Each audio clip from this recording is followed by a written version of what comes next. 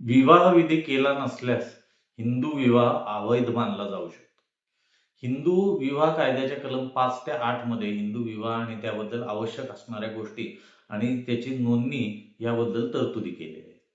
हिंदू विवाह कायद्याच्या कलम 7 मध्ये हिंदू जोडप्यांचा विवाह संपन्न होण्यासाठी रूढीप्रमाणे विधी आणि समारंभ होणे आवश्यक आहे असे म्हटले आहे.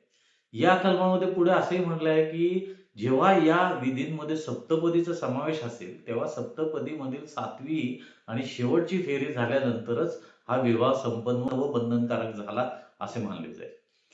तर हिंदू विवाह कायद्याच्या कलम 8 मध्ये हा हिंदू विवाह रजिस्टर करण्यासाठी म्हणजेच विवाहाची नोंदणी करण्याची तरतूद केलेली आहे. हिंदू विवाह नोंदणी करणे म्हणजे विवाह रजिस्टर करणे आणि रजिस्टर विवाह करणे यामध्ये खूप अंतर आहे. रजिस्टर मॅरेज म्हणजे रजिस्टर विवाह हा स्पेशल मॅरेज ऍक्ट खाली येतो आणि स्पेशल मॅरेज ऍक्ट खालचं रजिस्टर लग्न असतं ते लग्नच रजिस्टर यांच्या पुढे दाम्पत्याच्या सह्या आणि साक्षीदारांच्या सह्या घेऊन संपन्न होत असतं आणि त्याचं सर्टिफिकेट दिलं जातं. पण हिंदू विवाह रजिस्टर करणे याचा अर्थ हिंदू विवाहाची नोंदणी करणे म्हणजे आधी विवाह संपन्न होतो आणि मग झालेल्या विवाहाची नोंदणी ही कायद्यातील कलम 8 मधील तरतुदीप्रमाणे केली जाते आणि मग त्यानंतर लग्नाचं प्रमाणपत्र म्हणजे मॅरेज सर्टिफिकेट दिलं जातं. त्यासाठी आवश्यक असं असतं की त्या दाम्पत्याचं लग्न हिंदू रीतिरिवाजाप्रमाणे विधिव्रत पार पडलं पाहिजे आणि त्यानंतर हा संपन्न झालेल्या विवाह जो आहे त्याची नोंदणी केली पाहिजे.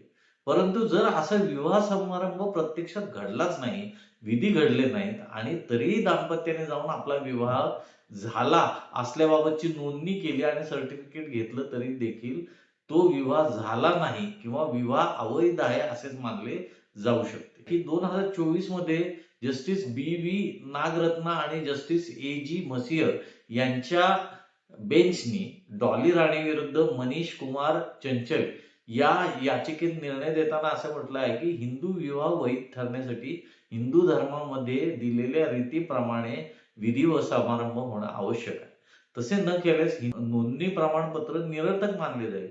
हिंदू विवाह कायद्याच्या कलम 8 प्रमाणे दिलेले प्रमाणपत्र हे केवळ झालेल्या लग्नाच्या पुराव्यासाठी असून ते लग्न जर प्रत्यक्षात रीतीप्रमाणे झालेच नाही तर प्रमाणपत्र कायदेशीर असू शकत नाही. कायद्यात सांगितल्याप्रमाणे हिंदू धर्मातील विधी व समारंभांप्रमाणे जर प्रत्यक्षात लग्नच झाले नाही तर अशा स्त्री पुरुषांना पती व पत्नीचा दर्जा प्राप्त होत नाही. अनेक वेळा लोक वेळ वाचवण्यासाठी किंवा वेळेअभावी कोणत्याही प्रकारचे विधी न करता ते झाले असल्याचं सांगून केवळ विवाहाची नोंदणी करतात आणि विवाह प्रमाणपत्र प्राप्त करतात. परंतु अशा प्रमाणपत्राला काहीच अर्थ नाही.